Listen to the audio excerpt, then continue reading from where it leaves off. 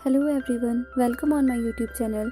Friends, आज जो movie मैं एक्सप्लेन करने जा रही हूँ उसका नाम है द मैन विदाउट ग्रेविटी।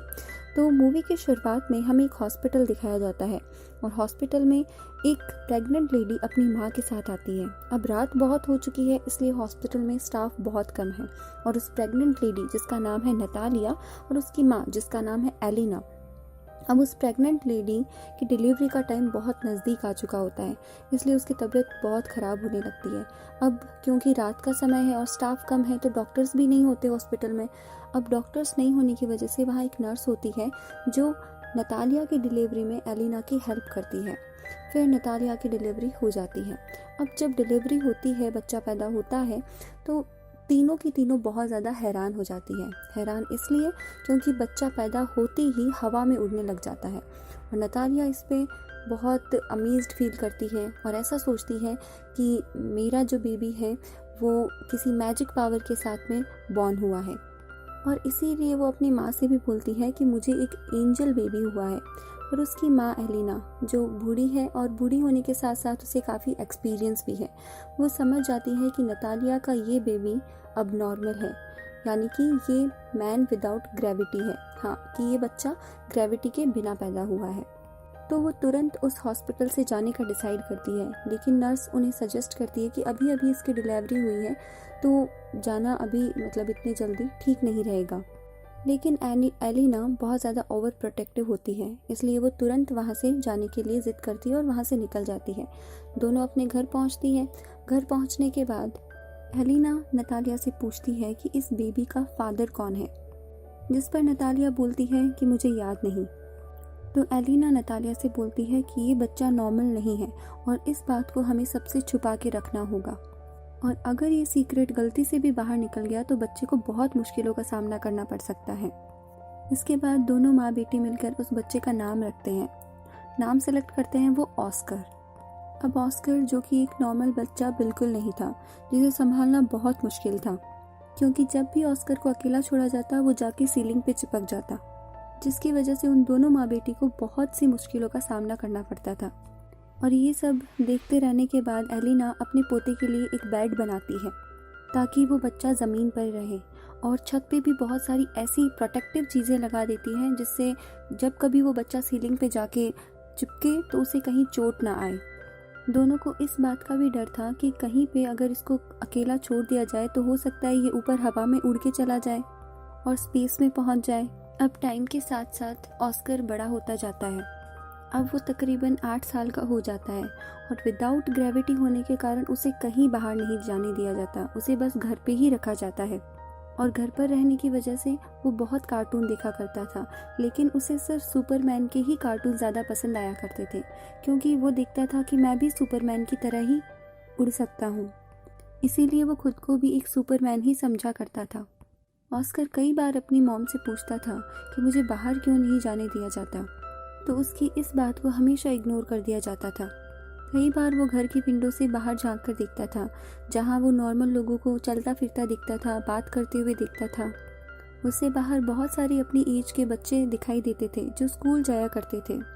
उसकी भी बहुत इच्छा होती थी कि वो बाहर जाके खेले, बाहर जाए, स्कूल जाए, लेकिन ऐसा नहीं होता था क्योंकि उसकी नानी उसको बाहर नहीं जाने दिया करती थी और वो बाकी बच्चों की तरह नॉर्मल बच्चा नहीं था।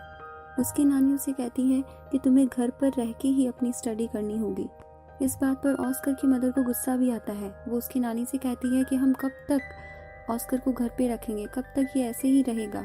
इसलिए ऑस्कर की मदर उसके लिए एक जैकेट तैयार करती है जिसके अंदर थोड़ा वेट यानी कि पत्थर डाल दिए जाते हैं ताकि वो बाहर निकलने के बाद उड़ ना पाए। और ऐसा करने से नतालिया को एलिना यानी कि उसकी मदर रोकती है, लेकिन वो उसकी एक भी नहीं सुनती। फिर नतालिया उसे बाहर लेके जाती है और वो ऑस्कर से कहती है कि सुपरमैन की तरह तुम भी अपना राज किसी से नहीं कहोगे और इसे हमेशा के लिए एक सीक्रेट ही रखोगे, वरना वो कभी सुपरमैन नहीं बन पाएगा। फिर एक दिन वो अपनी मदर के साथ मार्केट में कुछ सामान परचेज करने के लिए जाता है, जहाँ वो अपनी मदर से थोड़ी देर के लिए छूट जाता है।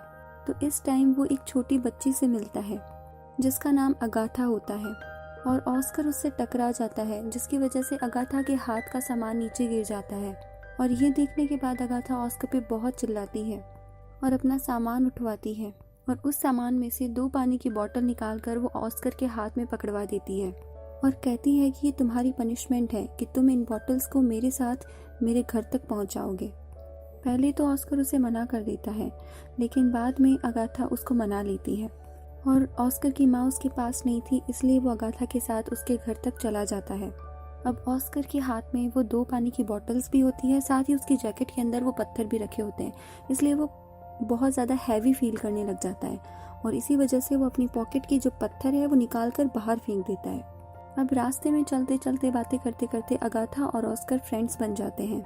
अब वो अगाथा के घर पहुंच जाते हैं। अब घर पहुंचने के बाद अगाथा उससे अपनी पानी की बोतल्स मांगती है, लेकिन ऑस्कर तो उसे वो पानी की बोतल्स देने से मना कर देता है, क्योंकि उसे अच्छे से पता होता है कि अगर उसने बोतल्स दे दी तो वो एकदम से लाइट हो जाएगा और ऊपर उड़ जाएगा। अब अगाथा को गुस्सा आता है और वो उसके हाथों से पानी की बोतल्स को स्नैच कर लेती है, छीन लेती है और जैसे ही वो ऐसा करती है ऑस्कर हवा में उड़ना शुरू हो जाता है। लेकिन लकीली उस घर के बाहर एक टिन शेड बना होता है, जिसकी वजह से ऑस्कर आसमान की तरफ नहीं जाता और उस टिन शेड पे ही अटक जाता है। और ये सब देखकर अगाथा बहुत हैरान हो जाती है और बहुत जोर से सुपरमैन सुपरमैन चिल्लाने लग जाती है। फिर ऑस्कर उससे हेल्प मांगता है। इसके लिए अगाथा जल्दी से अपने घर में जाती है और एक बैग लेके आती है और ऑस्कर को देती है। इस बैग में दरअसल स्टोन्स भरे होते हैं, तो उस बैग को पकड़ते ही ऑस्कर नीचे आ जाता है। अब ऑस्कर उससे कहता है कि तुम्हें मुझसे प्रॉमिस करना होगा कि तुम ये सीक्रेट किसी से नहीं कहोगी। अब ऑस्कर के गायब होने की वजह से उसकी नानी और माँ बहुत परेशान हो रही होती है, लेकिन तभी थोड़ी देर बाद ऑस्कर उस बैग के साथ अपने घर पहुंच जाता है जो उसे अगाथा ने दिया था। अब ऑस्कर की माँ जब उससे उसकी बैग के बारे में पूछती है तो ऑस्कर अपनी माँ से सारी बातें बता देता है। तो उसकी माँ उसको बोलती है कि क्या तुमने अपना राज भी बता दिया? तो यहाँ पे वो अपनी माँ से झूठ बोल देता है कि मैंने उसको ऐसा कुछ भी नहीं बताया। अब इस इंसिडेंट के बाद ऑस्कर और अगाथा अच्छे फ्रेंड बन जाते हैं और वो एक दूसरे के घर पे आना जाना, साथ में खेलना, ये सब करने लगते हैं। लेकिन एक दिन ऑस्कर की मॉम को ये बात पता लग जाती है कि अगाथा को ऑस्कर के सीक्रेट के बारे में पता चल चुका है। अब इसके बाद जब भी अगाथा ऑस्कर से मिलने उसके घर आया करती थी तो उसकी माँ उसको मना कर देती थी कि ऑस्कर घर पे नहीं है।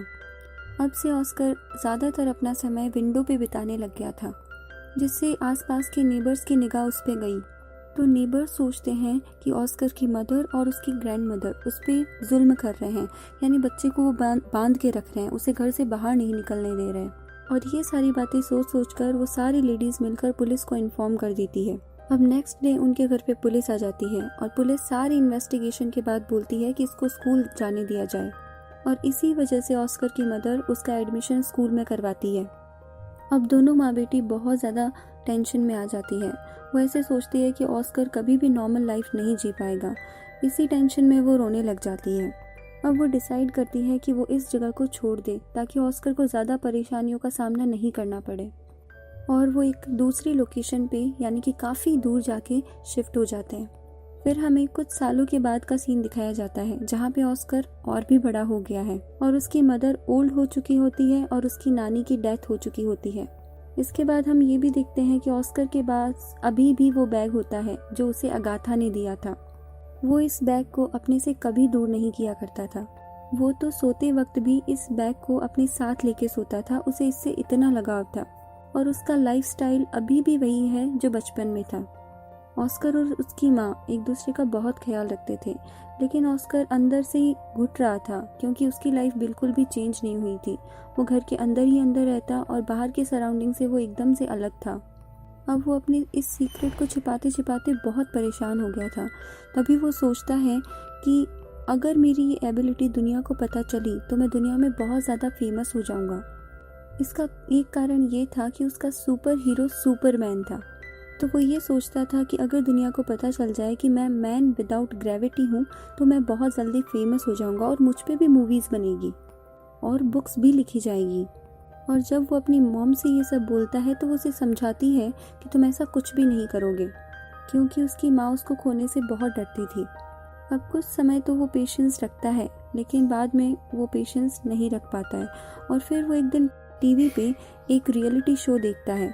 रियलिटी शो जिसमें टैलेंट को शो किया जाता है, और ये देखने के बाद ऑस्कर अपने घर को छोड़कर उस रियलिटी शो में अपना टैलेंट शो करने के लिए पहुंच जाता है।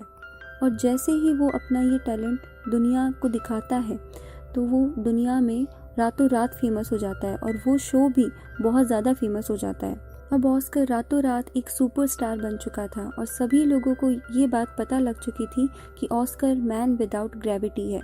अब अगले दिन ऑस्कर एक आदमी से मिलता है जो एक कंटेंट मैनेजर होता है। इसका नाम डेविड होता है।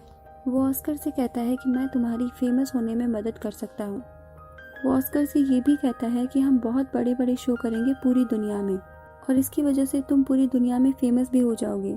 फिर वो ऑस्कर को एक जगह लेके जाता है जो बहुत आलीशान होती है और वो ऑस्कर से कहता है कि ये आज से तुम्हारी जगह है और डेविड उससे कॉन्ट्रैक्ट भी साइन करवा लेता है और फेमस होने के चक्कर में ऑस्कर भी उस कॉन्ट्रैक्ट पे साइन कर देता है। अब दोनों मिलकर बहुत बड़े बड़े शोज़ करते हैं, बहुत पैसा कमाते हैं, बहुत फेमनेस कमाते हैं। अब पूरी दुनिया भर में ऑस्कर के बहुत सारे शोज़ चल रहे होते हैं और इन्हीं शोज़ के चलते उसको नाम दे दिया जाता है द मैन विदाउट ग्रेविटी। फिर थोड़े दिन बाद ऑस्कर सोचता है कि जैसा कि मैं बचपन में सोचा करता था कि मैं बड़ा होकर एक सुपर हीरो बनूंगा, तो वैसा तो मैं बिल्कुल भी नहीं हूँ। इसीलिए वो डेविड से कहता है कि मैं ऐसा बिल्कुल नहीं बनना चाहता था, क्योंकि अब मैं सिर्फ एक हाथों की कठपुतली बन के रह गया हूँ जिसको लोग देखते हैं एंटरटेनमेंट के लिए। इसीलिए कुछ टाइम बाद वो इस लाइफ से एकदम से फेड अप हो चुका था।